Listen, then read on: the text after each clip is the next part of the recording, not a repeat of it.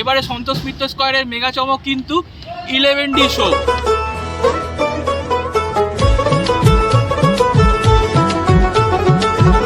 আর এই মুহূর্তে একটা কাকু দেখছি যে এখানে এলইডি মার্কিং করছে।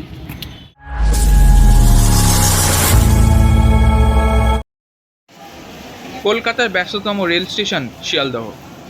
স্টেশনের ভিড়কে পিছনে ফেলে এগিয়ে চলেছি বাইরের দিকে। এই মুহূর্তে আমরা উপস্থিত হয়েছি শিয়ালদহ স্টেশনের সামনে। আর আজকে আমাদের যাত্রা হবে সন্তোষ মিত্র স্কয়ার।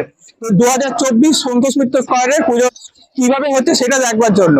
তা সন্তোষ মিত্র স্কয়ার এখান থেকে 200 মিটারের রাস্তা। সন্তোষ মিত্র স্কয়ার তোমরা কিভাবে যাবে আজকে তোমাদের সঙ্গে সেটাই শেয়ার করবো। এই রাস্তাটা আমরা হেঁটেই কভার করব। তাহলে চলো কিভাবে যাচ্ছি না যাচ্ছি আমাদের ভিডিওর সাথে থাকো। এই মুহূর্তে আমি দাঁড়িয়ে আছি শিয়ালদহ স্টেশনের সামনে। শিয়ালদহ স্টেশন থেকে সন্তোষ মিত্র স্কয়ার 200 মিটারের মতো রাস্তা। শিয়ালদহ স্টেশন থেকে সোজা ব্রিজের তলা থেকে সোজা যেতে হবে, সোজা গেলেই সন্তোষ মিত্র স্কয়ার। সেক্ষেত্রে তোমরা অটো ধরতে পারো, কিন্তু অটো কিছুটা আগে নামিয়ে দেবে, সেক্ষেত্রে অসুবিধা হবে। আমি প্রেফার করবো সন্তোষ মিত্র স্কয়ার যাওয়ার জন্য পায়ে হেঁটে যাওয়াটাই বেশি শ্রেয়। শিয়ালদহ সবজি মার্কেট হয়ে যে রাস্তাটা সোজা চলে যায়, সেখান থেকে একটু এগিয়ে বাঁদিকে একটা সরু রাস্তা ধরে চলে আসতে হবে সন্তোষ মিত্র স্কয়ারে।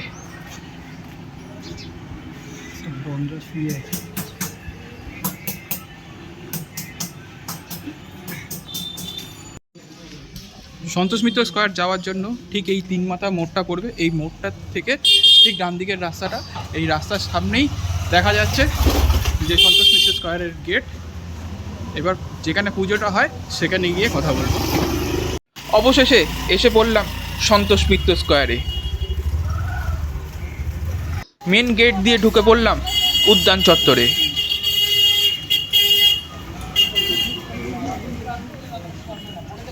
ওয়েলকাম ব্যাক বন্ধুরা, স্বাগত আরও একটা নতুন ভিডিওতে। এই মুহূর্তে আমরা দাঁড়িয়ে আছি সন্তোষ মিত্র স্কয়ারে অথবা লেবুতলা পার্কে। আজকে আমরা এসেছি সন্তোষ মিত্র স্কয়ারের পুজোটা কেমন হবে তার প্রস্তুতি দেখানোর জন্য। পুজো তো প্রায় এসেই গেছে, হাতে গোনা আর কয়েকটা দিন মাত্র বাকি আছে। সবাই সবার প্রস্তুতি নিতে শুরু করে দিয়েছে। কেউ ঘুরতে যাবে, কেউ শপিং করবে, কিন্তু পুজো উদ্যোক্তাদের পুজোর প্রস্তুতি কেমন সেটা দেখানোর জন্যই আজকে কিন্তু সন্তোষ মিত্র স্কয়ারে আসা। তাই তোমরা আমাদের সাথে থাকো।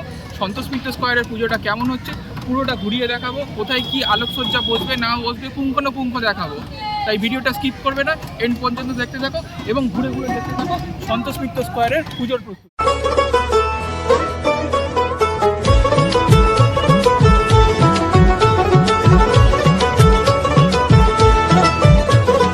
মা দুর্গার আগমনে উল্লাসে আলিঙ্গনে মহামারী মুছে যাবে আজ। ঢাকের পিঠে পড়লো সন্তোষ মিত্র স্কয়ারে এবারে পুজোর প্রস্তুতি কিন্তু লাস ভেগাসের অডিটোরিয়াম। পুরো অডিটোরিয়ামটা তৈরি হচ্ছে, তোমরা দেখতে পাচ্ছ বাঁশের স্ট্রাকচার করে টোটালটা দেখানোর চেষ্টা করা হচ্ছে। এরপরে বসবে কিন্তু এলইডি লাইট, এর ওপরে এলইডি লাইট বসবে। প্রায় 1 লক্ষ এলইডি লাইট বসবে কিন্তু এই স্ট্রাকচারটার ওপরে। এই যে বাঁশের যে স্ট্রাকচারটা দেখা যাচ্ছে, এই বাঁশের স্ট্রাকচারটা কিন্তু কিছুদিন পরে খুলে দেওয়া হবে। তারপরে বাঁশের স্ট্রাকচারটা খুলে দেওয়ার পরে যে দাঁড়াবে টোটালটাই দেখা যাবে একটা গ্লোব। সেই গ্লোবের ওপরেই কিন্তু 1 লক্ষ এলইডি লাইট বসবে। টোটাল মণ্ডপের হাইট হচ্ছে 55 ফুট। আমি আরও একটা জিনিস দেখাতে চাইবো এই মুহূর্তে। এই যে এই লোহার স্ট্রাকচারগুলো, এই লোহার স্ট্রাকচারগুলো কিন্তু মণ্ডপের ভেতরে লাগবে। এই বাঁশের স্ট্রাকচার খুলে দিয়ে এই লোহার স্ট্রাকচারগুলো মণ্ডপের মধ্যে লাগাবে। আলটিমেট বাঁশের স্ট্রাকচার খুলে যাবে, লোহার স্ট্রাকচারগুলোই রয়ে যাবে। সন্তোষ মিত্র স্কয়ার কিন্তু বরাবরই একটা পুজোতে চমক দিয়ে থাকে। 2022-এ লালকেল্লা, 2023 সালে হচ্ছে রাম মন্দির, আর এই বছর কিন্তু মেগা চমক। মেগা চমক কেন বলছি? এই রকম পুজো কিন্তু কলকাতায় আর কোথাও হচ্ছে না। সবথেকে সেরা লাস ভেগাসের অডিটোরিয়াম, তাই সবথেকে সেরা হতে চলেছে। তার প্রস্তুতি কেমন চলছে আজকে তোমরা সরাসরি দেখে নাও। প্যান্ডেলের ঠিক পাশেই একটা অস্থায়ী স্টোর করা হয়েছে। এই স্টোরের মধ্যেই সমস্ত স্ট্রাকচারের মালপত্রগুলো রাখা হচ্ছে, যেমন স্ট্রাকচারের ফ্রেম, তারপরে বাটাম ইত্যাদি ইত্যাদি এখানে রাখা হচ্ছে।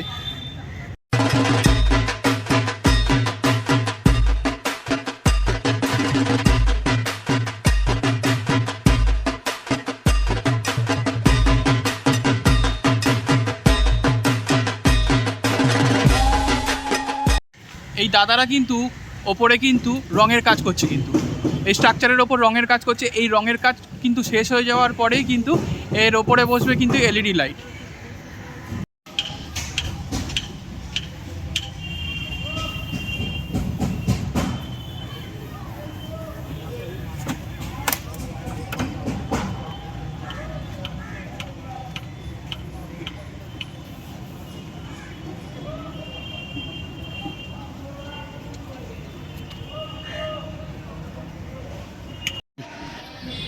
এখন আমি দাঁড়িয়ে রয়েছি প্যান্ডেলের ঠিক গোড়াটায়, আর এই মুহূর্তে একটা কাকু দেখছি যে এখানে এলইডি মার্কিং করছে।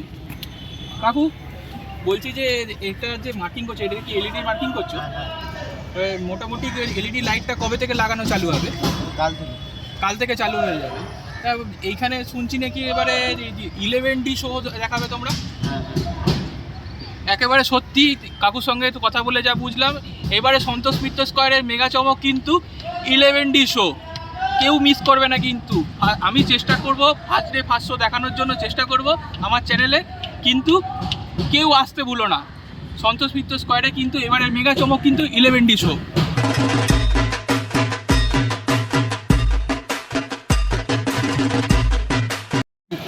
এখন আমি রয়েছি কিন্তু দুর্গা মণ্ডপের ভেতরে। মণ্ডপটা ঠিক এইরকম বাসের স্ট্রাকচার দেওয়া মণ্ডপ। সব থেকে বড় কথা, এই বাসের স্ট্রাকচার কিন্তু কিছুই থাকবে না। মোটামুটি লেগে যাওয়া হচ্ছে 25 থেকে 30,000 বাস, কিন্তু এই বাসগুলো একটাও কিছু থাকবে না, সমস্ত বাস খুলে নেওয়া হবে, পড়ে থাকবে শুধু এই লোহার স্ট্রাকচারগুলো। এই জায়গাটা হচ্ছে দুর্গা মঞ্চ, এই জায়গাটায় মা দুর্গা বসে, আর ভেতরের স্ট্রাকচারটা ঠিক এই রকম। এখনও কিছুই বোঝা যাচ্ছে না, তবে স্ট্রাকচার দেখানোর মতো কিছু নেই, কিছুই বুঝতে পারছি না। স্ট্রাকচারটা পুরোটা কমপ্লিট না হলে কিছুই বোঝা যাবে না। পুরোটাই স্ট্রাকচার আছে আপাতত। এই স্ট্রাকচার দিয়ে তারপরে বাসের স্ট্রাকচার খুলে নিয়ে কিন্তু লোহার স্ট্রাকচার দেওয়া হবে। আমি ভেতরে একটু দেখাতে চেষ্টা করব। এই যে লোহার স্ট্রাকচারগুলো মোটামুটিভাবে তৈরি হচ্ছে, আর কিছুদিন পরেই কিন্তু মোটামুটি কমপ্লিট হয়ে যাবে। লোহার স্ট্রাকচারগুলো রয়ে যাবে, বাসের স্ট্রাকচারগুলো খুলে যাবে।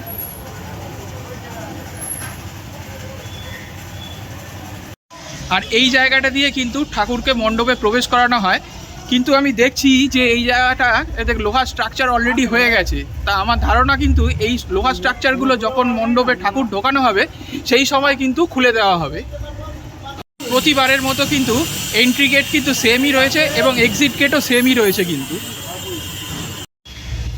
ওই পাশটা দেখিয়েছিলাম কিন্তু এন্ট্রি গেট, আর এই পাশটা হচ্ছে এক্সিট গেট। প্রত্যেকবারে যেরকম থাকে অ্যাজ ইট ইজ এবারেও সেই রকম রয়েছে। এন্ট্রি গেট যে জায়গায় ছিল, এক্সিট গেটও সেই জায়গাতেই রয়েছে। আজকের ব্লগটা এখানেই শেষ করলাম। ভিডিওটা কেমন লাগলো অবশ্যই কমেন্টের মাধ্যমে জানাবেন, আর ভিডিওটা যদি ভালো লেগে থাকে তাহলে অবশ্যই বন্ধুদের মাঝখানে কিন্তু শেয়ার করে দেবেন। ধন্যবাদ।